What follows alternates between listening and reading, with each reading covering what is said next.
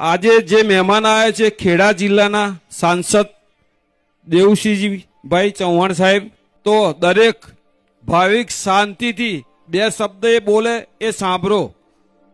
શ્રી રામવાડી મેલડી માતની,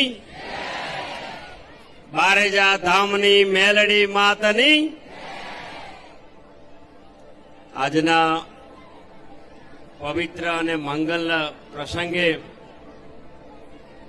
જેમ માતાજીનો હુકમ થાય એમ આજે માએ હુકમ કર્યો ને હું આવ્યો છું.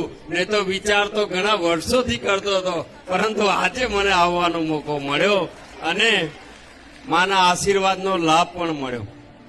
મેં મારા જીવનમાં શ્રદ્ધા, અંધશ્રદ્ધા, રિવાજ, કુરિવાજ, સમાજ જીવનના કાર્યકર્તા તરીકે અનેક ધાર્મિક સ્થળોએ ગયો છું, અનેક કથા વાર્તાઓમાં ગયો છું, અનેક મોટા મોટા સંપ્રદાયોના ગુરુને પણ સાંભળ્યા છે.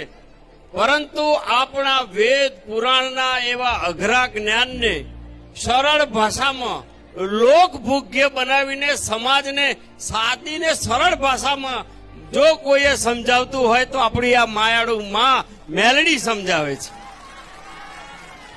અને તદ્દન નિસ્વાર્થ ભાવે, પૂરા પ્રામાણિકપણે.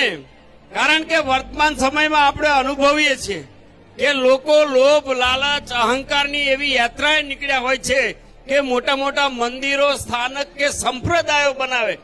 પરંતુ આ માના મનમાં એવો ભાવ છે કે મારી સમાજ, મારી પ્રજાનું કલ્યાણ થાય, મારા રાષ્ટ્રનું કલ્યાણ થાય અને રાષ્ટ્રના કલ્યાણ માટે કામ કરતી આપણી આ માના આશીર્વાદથી વ્યક્તિનું પરિવર્તન.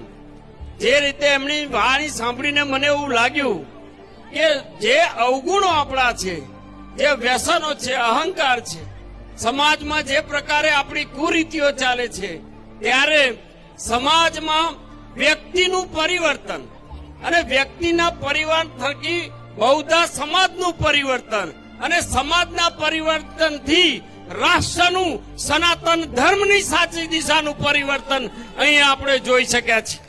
નહીં તો લોકો જે પ્રકારે અંધશ્રદ્ધામાં રહેતા હોય છે અને જે પ્રકારે પોતાના અહંકાર, પોતાની લાલચ, પોતાના લોભ અને એ સમાવવા માટે જે પ્રકારે લોકોને ડરાવતા હોય છે, ત્યારે આપણી આ બારેજા ધામની, આપણી આ માયાળુ મેલડી આપણને આશીર્વાદ આપે છે.